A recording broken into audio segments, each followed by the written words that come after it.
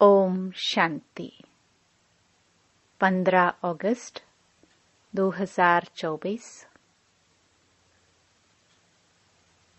बाबा के महावाक्य। मीठे बच्चे, बाप आया है तुम्हें सच्ची स्वतंत्रता देने, जमघटों की सजाओं से मुक्त करने, रावण की परतंत्रता से छुड़ाने। प्रश्न। बाप और तुम बच्चों की समझाने में मुख्य अंतर कौन सा है? उत्तर। बाप जब समझाते हैं तो मीठे बच्चे कहकर समझाते हैं, जिससे बाप की बात का तीर लगता है। तुम बच्चे आपस में भाइयों को समझाते हो, मीठे बच्चे नहीं कह सकते। बाप बड़ा है, इसलिए उनकी बात का असर होता है। वह बच्चों को रियलाइज कराते हैं, बच्चों तुम्हें लज्जा नहीं आती, तुम पतित बन गए, अब पावन बनो। ओम शांति।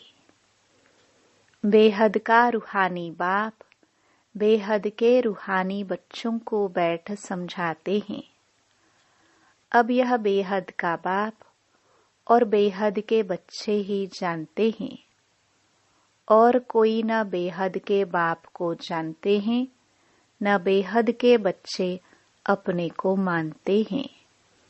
ब्रह्मा मुख वंशावली ही जानते और मानते हैं, और कोई तो मान भी नहीं सकेंगे। ब्रह्मा भी जरूर चाहिए, जिसको आदिदेव कहते हैं, जिसमें बाप की प्रवेशता होती है। बाप आकर क्या करते हैं? कहते हैं पावन बनना है। बाप की श्रीमत है, अपने को आत्मा निश्चय करो। बच्चों को आत्मा का परिचय भी दिया है। आत्मा भ्रकटी के बीच में निवास करती है। बाबा ने समझाया है, आत्मा अविनाशी है। इनका तख्त यह विनाशी शरीर है। यह बातें तुम जानते हो कि हम सब आत्माएं आपस में भाई भाई एक बाप के बच्चे हैं। ईश्वर सर्वव्यापी कहना यह भूल है। तुम अच्छी रीति समझाते हो। हर एक में 5 विकारों की प्रवेशता है, तो कई समझते हैं यह ठीक बोलते हैं। हम भाई भाई हैं, तो जरूर बाप से वर्षा मिलना चाहिए, परंतु यहाँ से बाहर निकलते हैं तो माया के तूफानों में चले जाते हैं। कोई विरले ठहरते हैं, सब जगह यह हाल होता है। कोई थोड़ा अच्छा समझते हैं तो जास्ती समझने की कोशिश करते हैं। अभी तुम सबको समझा सकते हो।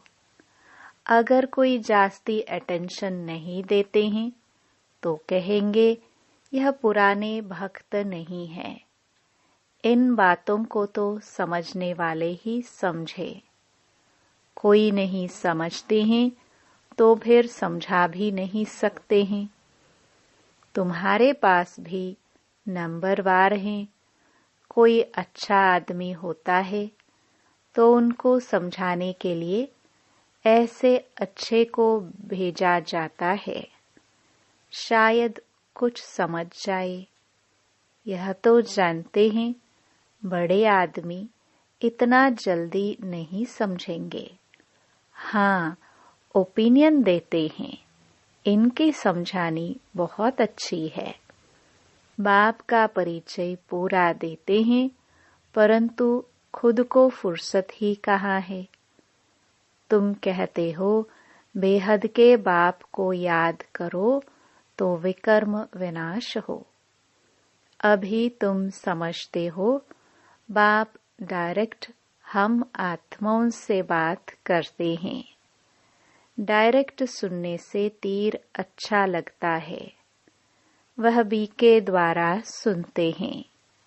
यहाँ परमपिता परमात्मा ब्रह्मा द्वारा डायरेक्ट समझाते हैं, हे बच्चों, तुम बाप का कहना नहीं मानते हो। तुम सब तो कोई को ऐसे नहीं कह सकेंगे ना। वहाँ तो बाप नहीं है, यहाँ बाप बैठे हैं, बाप बात करते हैं। बच्चे, तुम बाप की भी नहीं मानेंगे। अज्ञान काल में भी बाप की समझानी और भाई की समझानी में फर्क पड़ता है।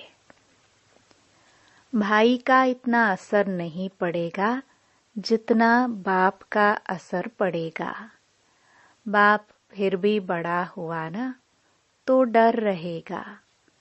तुमको भी बाप समझाते हैं, मुझ अपने बाप को याद करो। तुमको शर्म नहीं आती? तुम घड़ी घड़ी मुझे भूल जाते हो।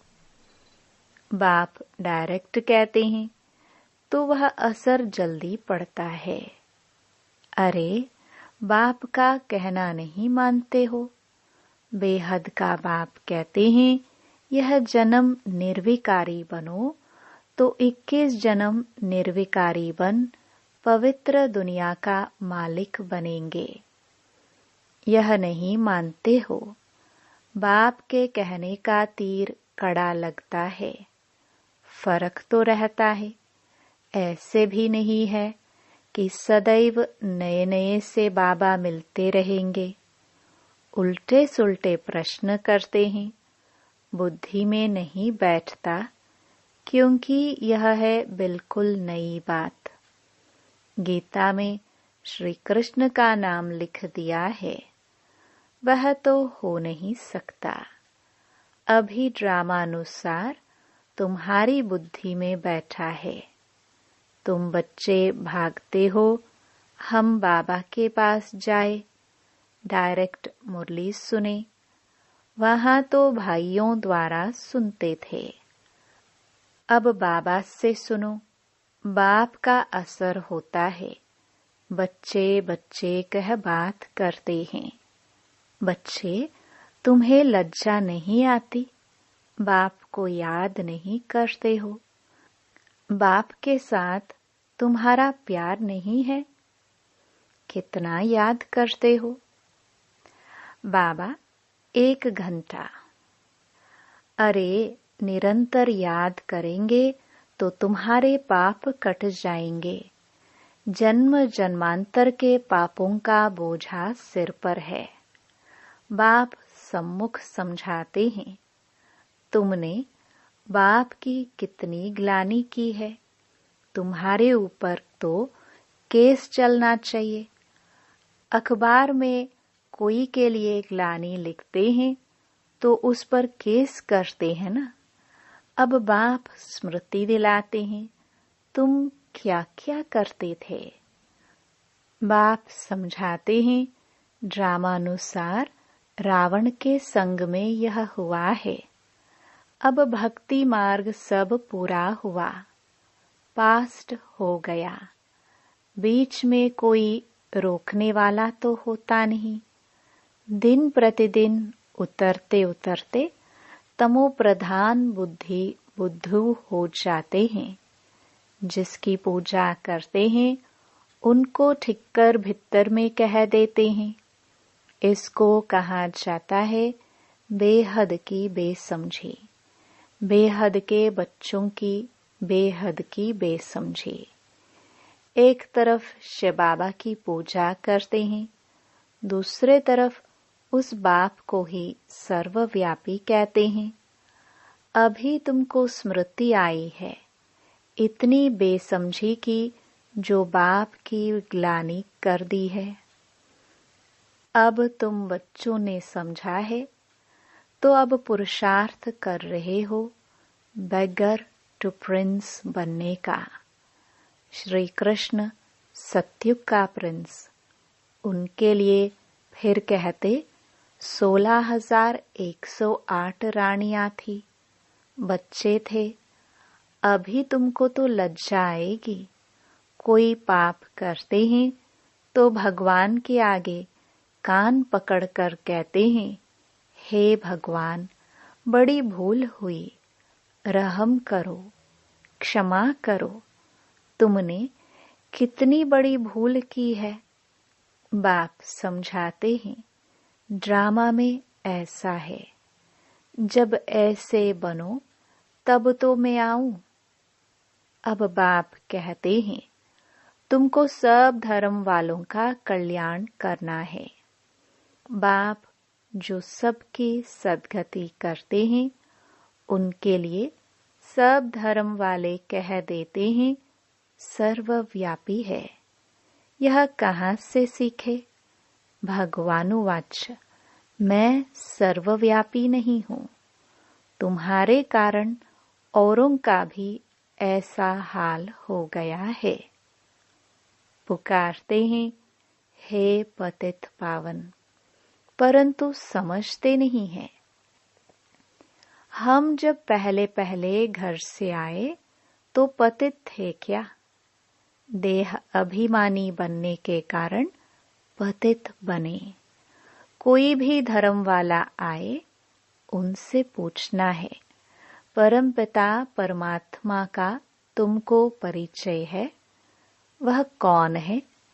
कहाँ निवास करते हैं? तो कहेंगे ऊपर में, या कहेंगे सर्वव्यापी है। बाप कहते हैं, तुम्हारे खातिर सारी दुनिया चट खाते में आ गई है। निमित्त तुम बने हो। सबको समझाना पड़ता है। भल ड्रामानुसार होता है, परंतु तुम पतित तो बन गए ना। सभी पापात्माएं हैं, अब पुण्य आत्मा बनने के लिए पुकारते हैं। सब धर्म वालों को मुक्ति धाम घर में जाना है, वहाँ पवित्र हैं। यह भी ड्रामा बना हुआ है, जो बाप आकर समझाते हैं। यह ज्ञान सब धर्मों के लिए है। बाबा के पास समाचार आया था। किसी आचार्य ने कहा, आप सबको आत्मा में परमात्मा समझ नमस्कार करता हूँ। अब इतने सब परमात्मा है क्या? कुछ भी समझ नहीं। जिन्होंने भक्ति जास्ती की है, वह ठहरते नहीं है। सेंटर्स में भी कोई कितना समय ठहरते हैं। इससे समझना चाहिए कि भक्ति कम की है, इसलिए ठहरते नहीं हैं। फिर भी जाएंगे कहाँ? दूसरी कोई हट्टी तो है नहीं।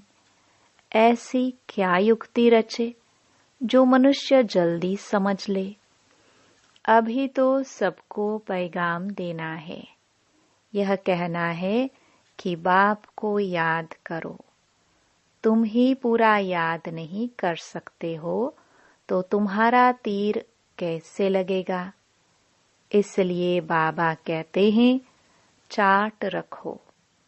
मुख्य बात है ही पावन बनने की। जितना पावन बनेंगे, उतना नॉलेज धारण होगी, खुशी भी होगी। बच्चों को तो बहुत खुशी होनी चाहिए। हम सबका उद्धार करें। बाप ही आकर सद्गति करते हैं। बाप को तो गम और खुशी की बात ही नहीं। यह ड्रामा बना हुआ है। तुमको तो कोई गम नहीं होना चाहिए। बाप मिला है और क्या? सिर्फ बाप की मत पर चलना है। यह समझानी भी अब मिलती है, सतयुग में नहीं मिलेगी। वहाँ तो ज्ञान की बात ही नहीं। यहाँ तुमको बेहद का बाप मिला है तो तुमको स्वर्ग से भी जास्ती खुशी होनी चाहिए।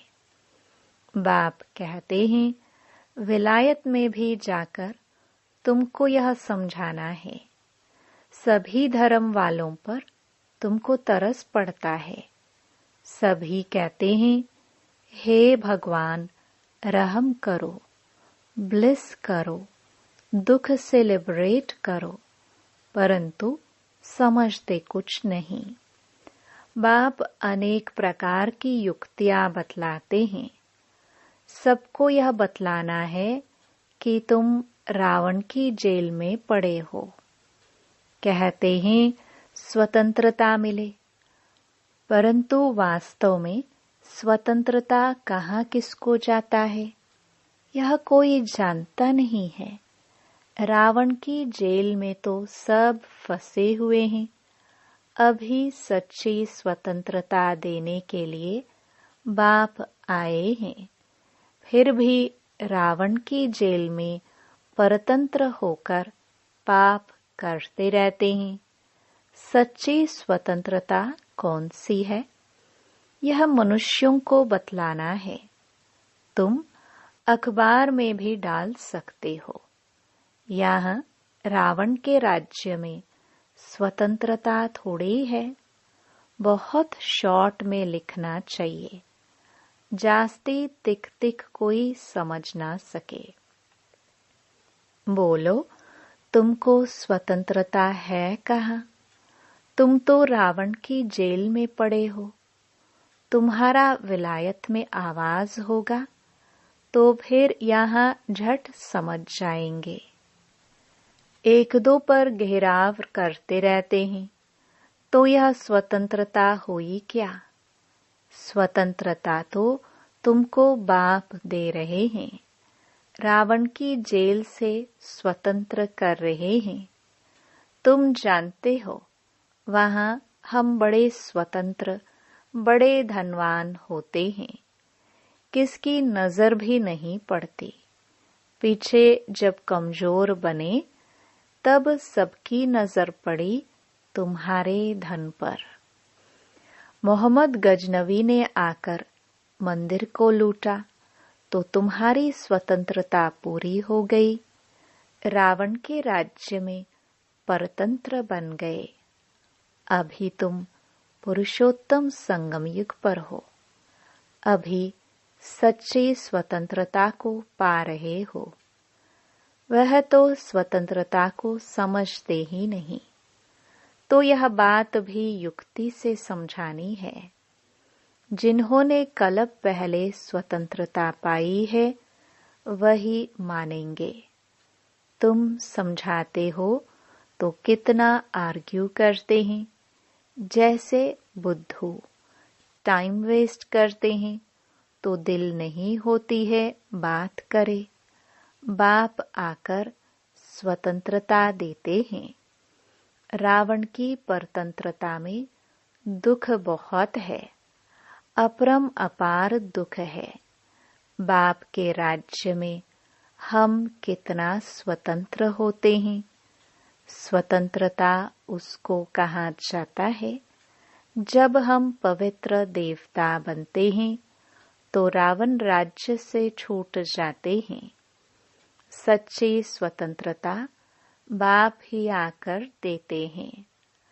अभी तो पराये राज्य में सब दुखी हैं। स्वतंत्रता मिलने का यह पुरुषोत्तम संगम युग है। वह तो कहते फॉरेन गवर्नमेंट गई तो हम स्वतंत्र बने। अब तुम जानते हो जब तक पावन नहीं बने हैं तब तक स्वतंत्र नहीं कहेंगे। फिर झमघटों की सजाएं खानी पड़ेगी। पद भी भ्रष्ट हो जाएगा। बाप आते हैं घर ले जाने। वहाँ सब स्वतंत्र होते हैं। तुम सब धर्म वालों को समझा सकते हो। तुम आत्मा हो, मुक्ति धाम से आए हो पाठ बजाने। सुख धाम से फिर दुखधाम में तमो प्रधान दुनिया में आ गए हो। बाप कहते हैं तुम मेरी संतान हो, रावण की थोड़े ही हो। मैं तुमको राज्य भाग्य देकर गया था। तुम अपने राज्य में कितने स्वतंत्र थे। अब फिर वहां जाने के लिए पावन बनना है। तुम कितने धनवान बनते हो। वहां तो पैसे की चिंता नहीं होती है। भल गरीब हो फिर भी पैसे की चिंता नहीं, सुखी रहते हैं। चिंता यहाँ होती है। बाकी राजधानी में नंबरवार पद होते हैं। सूर्यवंशी राजाओं जैसे सब थोड़े बनेंगे। जितनी मेहनत उतना पद। तुम सब धर्म वालों की सर्विस करने वाले हो। विलायत वालों को भी समझाना है। तुम सब भाई भाई हो ना। सब शांति धाम में रहते हैं। अब रावण राज्य में हो। अब घर जाने का रास्ता आपको बताते हैं।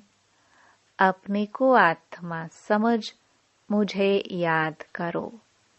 कहते भी हैं भगवान सबको लिबरेट करते हैं, परंतु यह नहीं समझते कि कैसे लिबरेट करते हैं। बच्चे कहाँ मूंझ पड़ते हैं तो कहेंगे बाबा हमको लिबरेट कर, अपने घर ले चलो।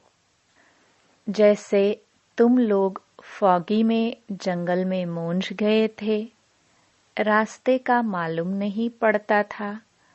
फिर लिबरेटर मिला, रास्ता बताया। बेहद के बाप को भी कहते हैं बाबा हमको लिबरेट करो, आप चलो, हम भी आपके पीछे चलेंगे। सिवाय बाप के और कोई रास्ता नहीं बताते हैं। कितने शास्त्र पढ़ते थे, तीर्थों पर धक्के खाते थे, परंतु भगवान को नहीं जानते तो ढूंढेंगे फिर कहाँ से। सर्वव्यापी है फिर मिलेंगे कैसे। कितना अज्ञान अंधियारे में है। सर्व का सद्गति दाता एक बाप है, वही आकर तुम बच्चों को अज्ञान अंधेरे से निकालते हैं। अच्छा, मीठे मीठे सिखिलदे बच्चों प्रति मात पिता बाप दादा का याद प्यार और गुड मॉर्निंग। रूहानी बाप की रूहानी बच्चों को नमस्ते। धारणा के लिए मुख्य सार। पहला, एक बाप मिला है, इसलिए किसी भी बात का गम चिंता नहीं करना है। उनकी मत पर चलकर बेहद का समझदार बन खुशी खुशी सबका उद्धार करने के निमित्त बनना है। दूसरा, जमघटों की सजाओं से बचने व सच्ची स्वतंत्रता पाने के लिए पावन जरूर बनना है। नॉलेज सोर्स ऑफ इनकम है, इसे धारण कर धनवान बनना है। वरदान, नॉलेज की लाइट माइट से रॉन्ग को राइट में परिवर्तन करने वाले ज्ञानी तो आत्मा भव। कहा जाता है नॉलेज इज लाइट माइट। जहाँ लाइट अर्थात रोशनी है कि ये रॉन्ग है, ये राइट है, ये अंधकार है, ये प्रकाश है, ये व्यर्थ है, ये समर्थ है, तो रॉन्ग समझने वाले रॉन्ग कर्मों वह संकल्पों के वशीभूत हो नहीं सकते। ज्ञानी तो आत्मा अर्थात समझदार ज्ञान स्वरूप कभी यह नहीं कह सकते कि ऐसा होना तो चाहिए, लेकिन उनके पास रॉन्ग को राइट में परिवर्तन करने की शक्ति होती है। स्लोगन: जो सदा शुभ चिंतक और शुभ चिंतन में रहते हैं वह व्यर्थ चिंतन से छूट जाते हैं। ओम